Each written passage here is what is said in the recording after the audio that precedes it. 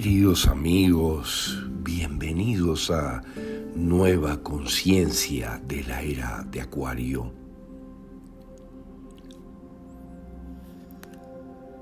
Ahora que se avecinan poderosísimos eventos que despertarán a los más dormidos, necesitamos saber, recordar toda la información elegante y avanzada que te proveeremos en este podcast para manejarnos en estos tiempos con toda nuestra sabiduría.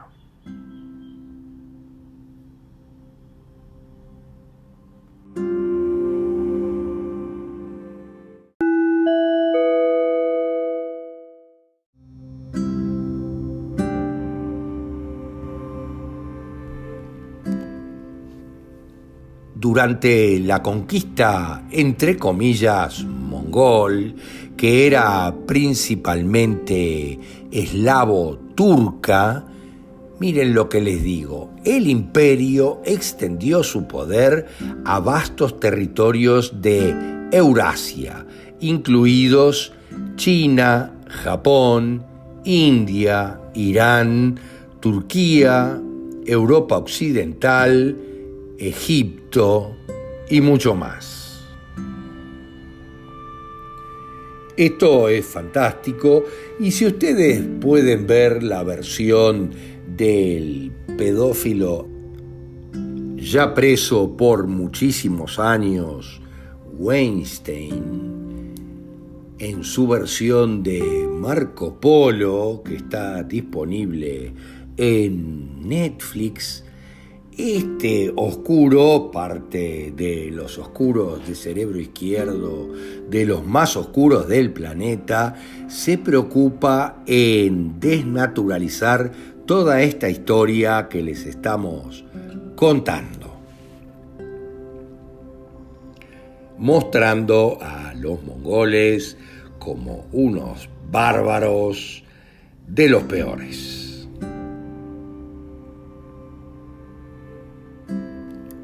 Gengis fue considerado santo y canonizado bajo varios nombres, varias veces como santo gran mártir Jorge. Pero, ¿y como el mártir santo bendito gran príncipe Georgi Vasilović, el hacedor de milagros de Vladimir, es conmemorado el 17 de febrero. Esto es muy fuerte porque yo me llamo Jorge y fui concebido exactamente en esa fecha. Los historiadores multiplicaron a este rey convirtiéndolo en varios personajes distintos, inventados, como San Jorge, quien dice que fue un soldado romano nacido en el siglo III en Capadocia, la actual Turquía. También lo confunden con el príncipe Rurik, que los historiadores datan erróneamente en el siglo IX. Rurik es solo otra forma del antiguo nombre ruso de Georgi, es decir, Jorge o Jorge. También Boleslao I el Bravo, que lo datan en el siglo XI, y también es Gengis Khan, a quien los historiadores datan erróneamente en el siglo XIII, pero en realidad solo existió un Gengis Khan, vivió y murió a principios del siglo XIV de nuestra era. Estos historiadores hicieron verdaderamente un trabajo fabuloso haciendo historia comparada para darse cuenta de dónde se sacaron las plantillas y cómo se duplicaron en la historia falsa, porque obviamente es mucho más fácil escribir una historia falsa basándose en plantillas de una historia verdadera de la que sí hay memorias.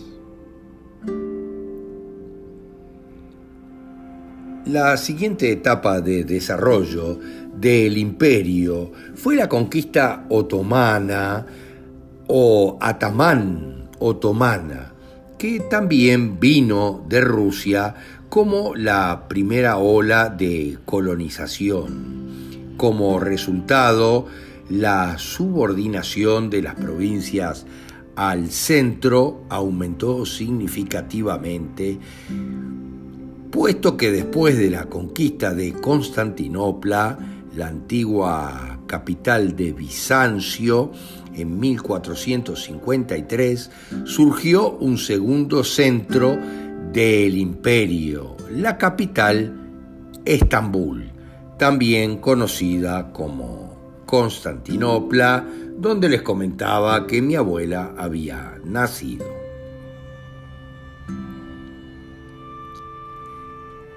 El segundo centro de Turquía, o Otomania, igual a Atamania en aquellos momentos, directamente subordinado a los territorios del sur del imperio, por lo tanto, Rusia y Turquía hasta fines del siglo XVI eran dos partes de un solo estado poderoso que controlaba casi toda Eurasia y luego América.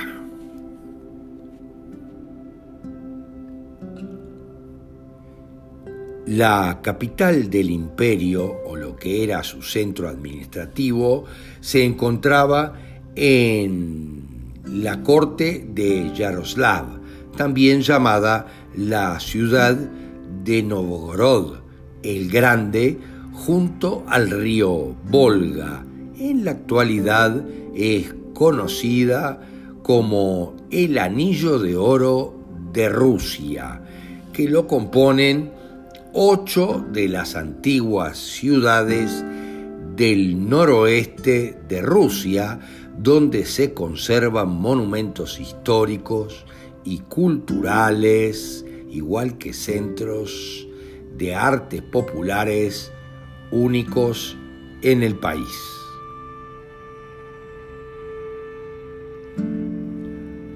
Los verdaderos conquistadores mongoles de Rusia nunca existieron. La teoría del yugo fue creada por los historiadores alemanes de la corte de la nueva dinastía rusa de los Romanov muy posteriormente.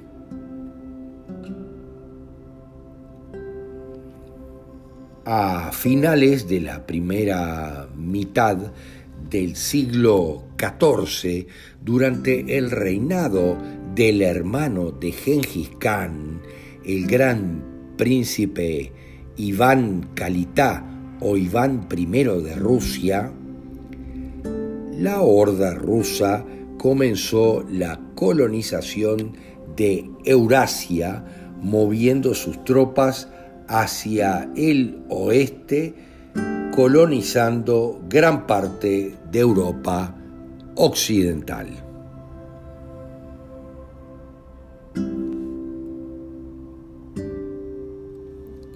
El resultado de las conquistas, tanto de Jorge o Gengis como de su hermano Iván, dieron como sumatoria el gran imperio mongol, con su centro en la Rus de Vladimir Suzdal. En las fuentes de Europa occidental, miren lo que les digo, la Rusia horda de los siglos XIV, XV y XVI se reflejó como el imperio de los Habsburgo de los siglos XIV al XVI. Tras la escisión del imperio en los siglos XVI y XVII, los europeos occidentales comenzaron a componer una historia correcta para ellos, de nuevo, un nuevo armado total donde ya no había lugar para la horda rusa.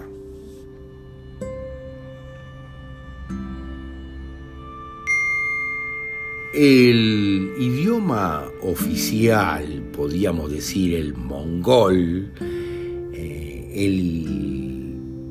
igual en todo el imperio, era el eslavo eclesiástico. Pero, por supuesto, había al menos dos idiomas hablados, como el ruso y el tártaro. El reino ruso es un término ruso, mientras que el imperio mongol es un término europeo occidental para designar al mismo estado y dar la impresión de que estos dos tenían rasgos de lo que hoy se conoce como la raza mongoloide, que fue un término acuñado alrededor del siglo XVIII recién.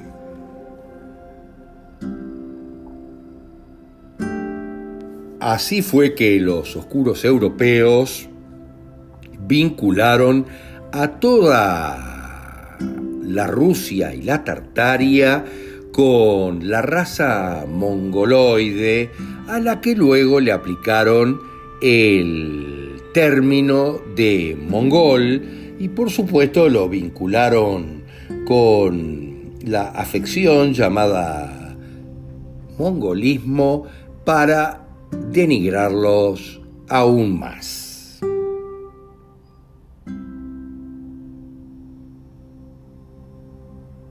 En realidad, en las ilustraciones de los siglos XVIII y XIX, los kanes tenían rasgos europeos y no asiáticos.